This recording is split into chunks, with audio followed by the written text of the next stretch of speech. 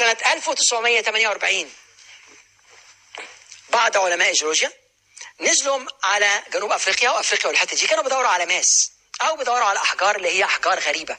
نزل معاهم واحد اسمه يوكي، وهو كتب كتاب، الراجل ده اسمه ذا باور اوف كايزن، يعني قوه التحسن المستمر. اليابانيين عندهم كلمه كايزن يعني تحسن مستمر، ومهمه جدا انك تحسن نفسك كل يوم. الراجل ده نزل مع الجروب ده، وكان بيصحى كل يوم من الساعه 5 الصبح ويشتغل كل يوم لغايه الساعه 8 بالليل ومش لاقي حاجه. وفي يوم جاله احباط وروح بدري، لقى عيل صغير مع حجره. فقال للولد ايه اللي معاك دي؟ ولد صغير ما زادش عن 8 9 سنين. قال له ما اعرفش. قال له تديها لي؟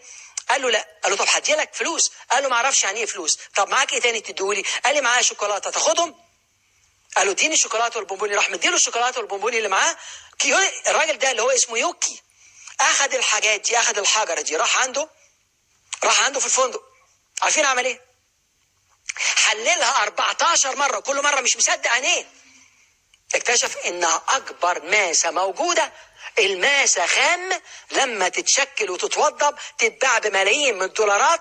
ان الولد الصغير ده كان في ايده الثروه، مش عارف قيمتها، ماشي في الشارع، لو كان عارف قيمتها كان هو وبيته واهله والحي ويمكن البلد كانوا بقوا في راحه. لكن ماسك دي فباعها عشان مش عارف قيمتها، فباعها رخيصه. زي معظم الناس ماشيه في الشارع مش عارف قدراته لا محدوده، عشان كده بيبيع نفسه رخيص. بيبيع نفسه رخيص ازاي؟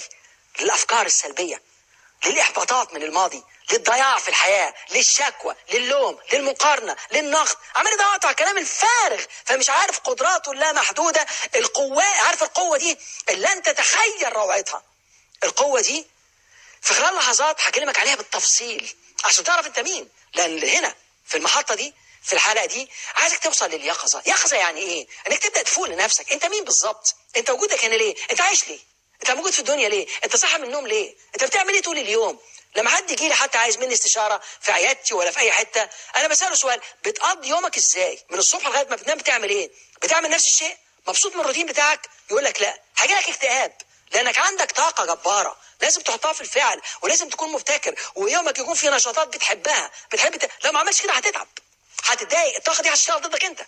فبص تلاقي معظم الناس يقعد يتفرج على التلفزيون طول النهار. انا ما عنديش مانع. انا بص اخر احصائيه، الطفل لغايه سن 18 سنه يقعد قدام التلفزيون كام ساعه؟ 60 ساعه. دي احصائيات. طب الكبار من 12 ل 20 ساعه. ما عنديش مانع اتفرج على التلفزيون، بس بشرط تكون بتتفرج عليا انا بس، ما تشوفش حد تاني. اتفقنا؟ المهم انا اقول لك بص على التلفزيون لكن اتفرج على حاجه بتحبها وبعدين اقفله. لا، عشان خاطر تقدر تستغل طاقتك. مش شفت حاجه؟ مش انبسطت؟ خلاص قوم بقى ورينا شطارتك بقى. مش طول النهار قاعد عمال بس تتحرك الصبع الوحيد ده وبعدين تتخن ومعاها باكج وتقعد تاكل وتلاقي نفسك تعبان نفسيا، ما بتعملش حاجه. فلازم تتحرك انت كمان. عشان كده اعرف قدراتك اللامحدوده، واعرف ربنا سبحانه وتعالى خلقك في احسن تقويم. الله سبحانه وتعالى قال لنا خلقنا الانسان في احسن تقويم، مش خلق الانسان في تقويم، في احسن تقويم.